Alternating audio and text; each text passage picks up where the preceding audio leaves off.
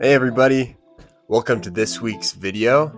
In honor of March Madness, we're going to be going over my top 5 lifts that you can be doing to increase your vertical jump for either athletics or just for the heck of it.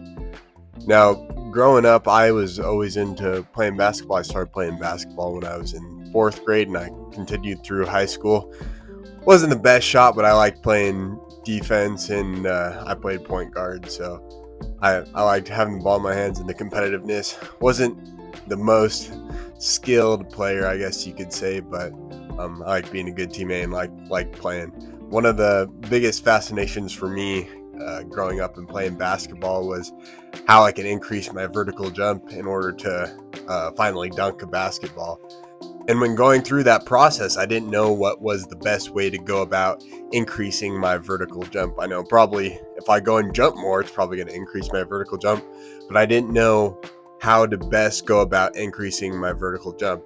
And only once I dove into some of the research that's gone into increasing plyometric ability and the just kinetics in general is when you get into some of these researches that go in these studies that go into increasing your vertical jump. And I found these couple studies, and in this study these researchers found that not just doing plyometrics or strength training is the best when compared against a control, but a combination of both plyometrics and strength training is the best way to increase vertical jump over time. And then on top of that, in addition to what I found and what I ran across, was this other study that said the best way to increase vertical jump and the muscles that contribute most in an optimal vertical jump are going to be your quads, your hamstrings, and your calves.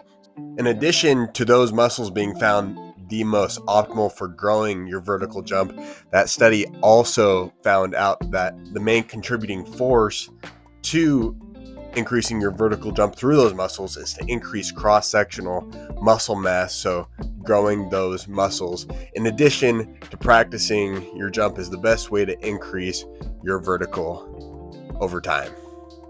So these are my top 5 tips for growing those muscles and for increasing your vertical jump. Now, this video is only going to be going over the lifts themselves.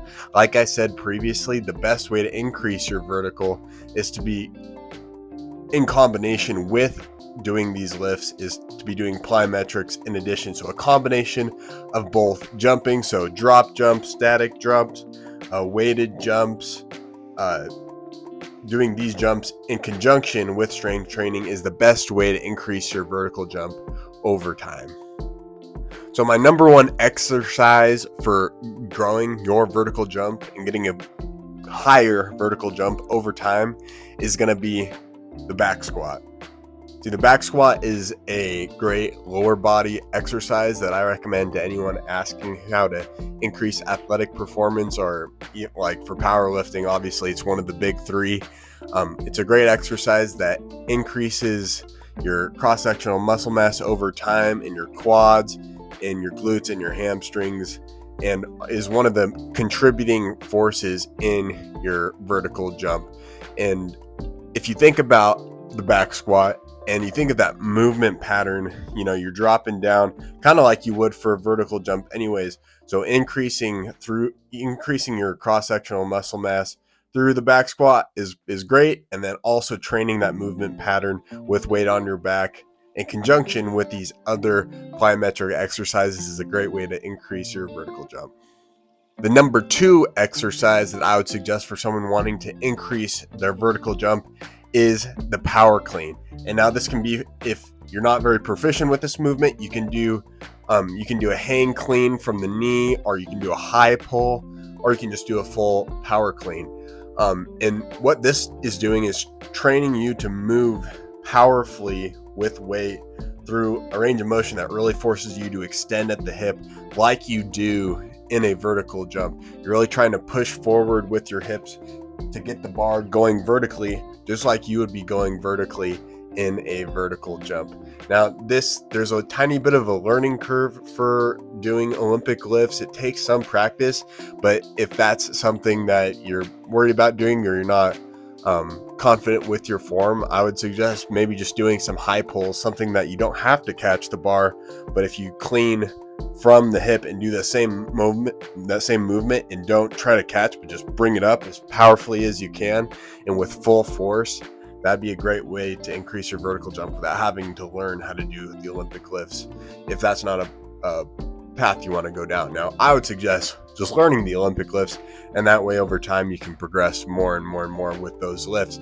But if you're not confident to start out, just start doing some clean pulls, not going into the catch.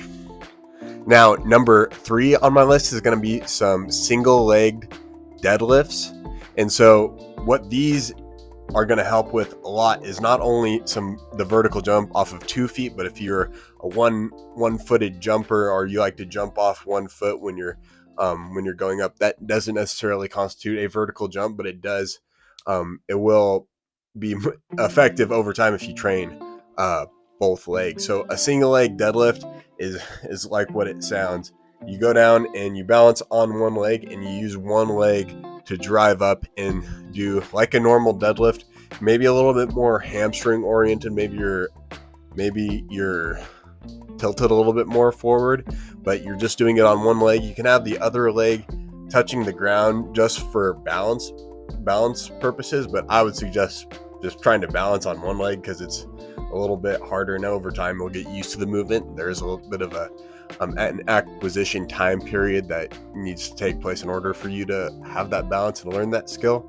But this is one of the movements that I think when I was going through, before I went my freshman year of college, when I was training to play football, this was one of the movements that I loved.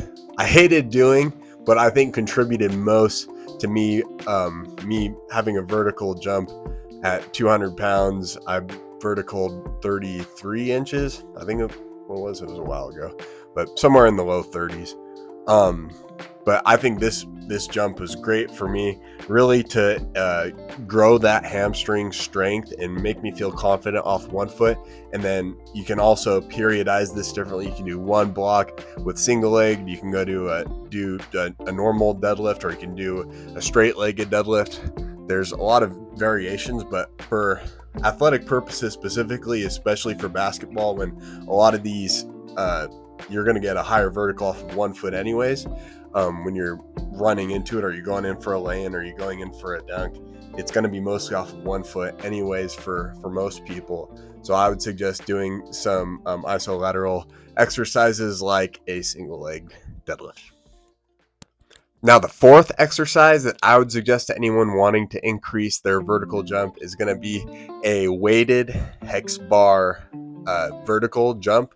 So I did a lot of these when training for track and field. I threw javelin, which is a very explosive exercise where you need a lot of those powerful movements and a lot of that strength. So basically what this is you're taking a hex bar, or a trap bar, some people call it, is you step into it and you have the handles off to the side, and you have bumpers on the side, so you don't want to be banging metal plates. But essentially it's what like it sounds, is you hold the weight like you're going to do a normal trap bar deadlift, but instead of just doing a deadlift and standing up with it, you explode up and you really force the weight up to the top, and then you drop it back down to the ground, and you jump up again and go back to the ground, and you just keep repeating that. You don't have to, this isn't an exercise necessarily to force hypertrophy on the muscles, but you're definitely going to have some of those subsidiary benefits, but it's mostly to increase your skill within that movement pattern and to load that jump.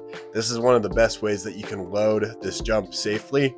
So you see people jumping with weight on their back. I personally don't think that's the most comfortable or effective thing to do, because when you're doing a vertical jump, your arms aren't going to be off to the side like this. Jumping with weight on your back, your arms are going to be down. Now with this, you can't load like you would on a vertical jump, but you're going to have your arms low, and it's going to enable you to relax your back a little bit more instead of having to be tied up here with the bar. So Doing a loaded Hex Bar Jump is something that I really like to do for track, and something that honestly I think has helped my vertical jump when I had been training for it in the past. Now, the fifth and probably one of the most simple lifts that I would suggest for someone wanting to increase their vertical jump is a kettlebell swing. So a kettlebell swing is something that the movement pattern again looks a lot like a vertical jump, where you're going and you're tilting over at the hip, and then at the bottom you come up like you would just swing your arms for a vertical jump, except it's weighted, and you extend at the hips and bring the weight to a parallel with the ground, and then you go through it again. This is a lift that requires it's a very small learning curve, and it's really simple to do. And honestly, something that to this day, if I go do like some heavy kettlebell swings, that like my posterior chain and my glutes and my hamstrings are sore the next day. So, and not that soreness is a direct indicator of muscular hypertrophy, but it's something that tells you hit that muscle, and we're going to need to adapt to when we do this next time. It's going to be a little bit easier. So that's something that I would suggest. Before I let you guys go, here's one bonus tip. Like I said at the beginning of the video, one of the main contributors to a vertical jump is the calves, and I didn't mention a lift in there that directly hits the calves. To increase cross-sectional muscle mass of the calves, you can do something like a weighted calf raise, either on a calf raise machine, or you can do single legs. So if you go to a stair, if you go up on some stairs and you grab a dumbbell and hold it on the side that you're hitting and do some single leg calf raises, those are good too. And those are some of the best ways that I would suggest in hitting the calves. And like I said at the beginning, doing lifts or just lifting alone will not get you optimal gains in the vertical jump. As shown in that study that I showed you guys earlier, you're going to need a combination of both plyometrics and practicing your jumps along with lifting to get those best gains possible in your vertical jump. Before I let you guys go again, I just want to thank you for the feedback I've been getting on my previous videos and some of the comments that I've been getting. I really appreciate those. I want to hear your guys' feedback on this video and future videos, so feel free to subscribe and leave a comment down below and like it if that's something you would like to do. I'd appreciate it. And in the meantime, stay strong. Thanks, guys.